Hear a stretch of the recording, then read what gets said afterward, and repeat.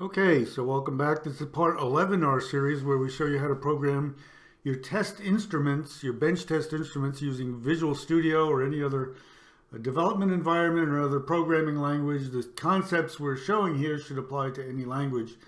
And what we're doing is we are showing you how to develop this application you see here. I encourage you to look at the previous videos. We show you how to develop this application up to this point. And what we're doing so far is we've got on our bench, you can see our oscilloscope and our signal generator.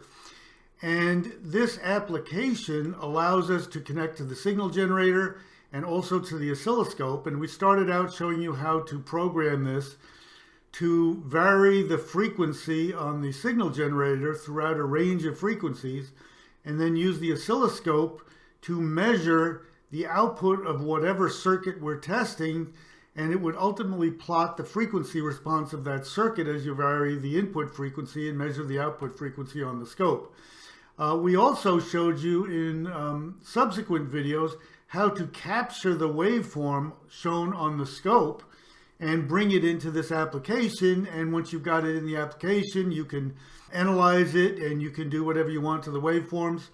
Again, I encourage you to look at those videos.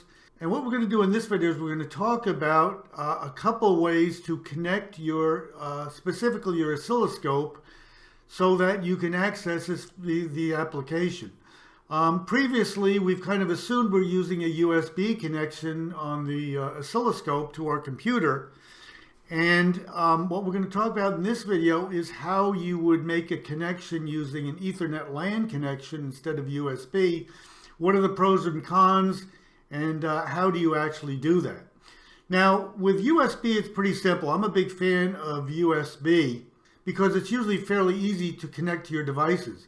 In this case, we're going to go to the oscilloscope, the open session, and we will get this select resource.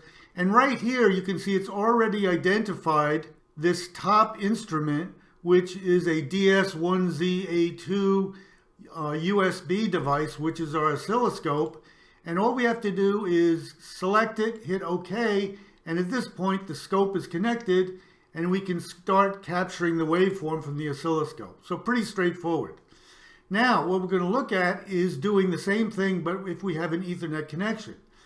Now if you've got any experience with Windows and networking, you probably are familiar with some of the annoyances surrounding Ethernet connections to devices and other computers in Windows. I did a video a while back talking about Windows 11 and bringing up the point, wouldn't it be nice when Microsoft introduces a new version of an operating system that they could go back and fix stuff that has been wrong with Windows for decades? And one of those things that we've talked about previously is the difficulty in finding devices on the network in Windows. And we talked about how challenging that can be. And sometimes you have to jump through hoops in Windows to find a device on the network. And you can be sure it's there, but it just doesn't show up. This is no different from what we have in trying to connect our oscilloscope and other devices via Ethernet LAN to our software application. So let me give you an example using the included Rigol software for this oscilloscope to show you how challenging it can be. And we talked about this previously in how to network your instruments. We'll show you how challenging it can be just to find other devices on the network and how you can get around that with this application. Okay, so now what I've done is I have disconnected the USB connection to my oscilloscope, and I have connected an Ethernet LAN hardwire from the oscilloscope, and I've started up the Rigol Ultra Sigma software, which allows you to connect to your devices. And we showed this in previous video on networking your instruments. So now it's connected, and I should see my device here. So I'm going to click on LAN, and I can do an auto detect search, and I get no response. So even the Rigol scope software can't find my device, even though it's there, it's connected on the network, but it can't find it. So as we showed before, in order to connect to it, you have to enter manually the instrument IP address. So what I'm going to do is I'm going to enter 192.168.0.5 test and you can see it's successful and it found the instrument. And I can add that, and now it's connected. And I showed you in the other video how to get this IP address. I encourage you to look at that. But you have to manually go through and enter this, and you can see it comes up with this resource ID, which is TCP/IP:192.168.0.5: instrument.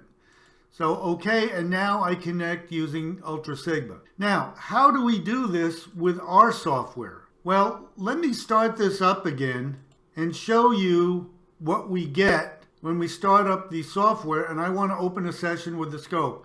I click Open Session, and all it shows is two USB devices. One is my signal generator and one's another Arduino device, but it doesn't show the TCP/IP instrument. How do I do it? How do I connect via Ethernet to my oscilloscope?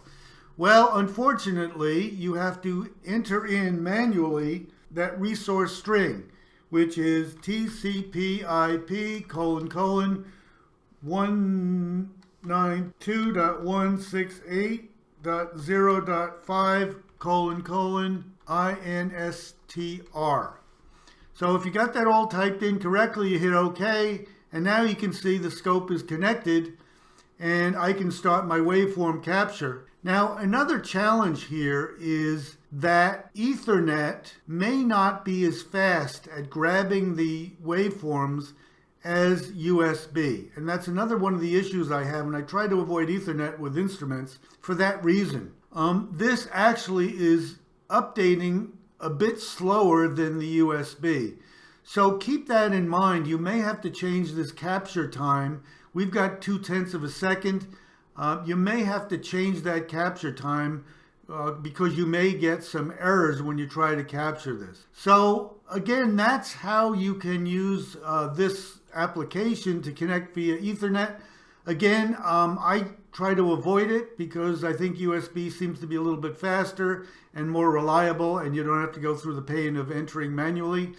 But that's it for this one. If you like any of these videos, hit the like button, subscribe, hit the bell notifications. But most of all, please let others know that we're here so we get some views. Really appreciate it. Otherwise, take care. Have a really good day. Thanks.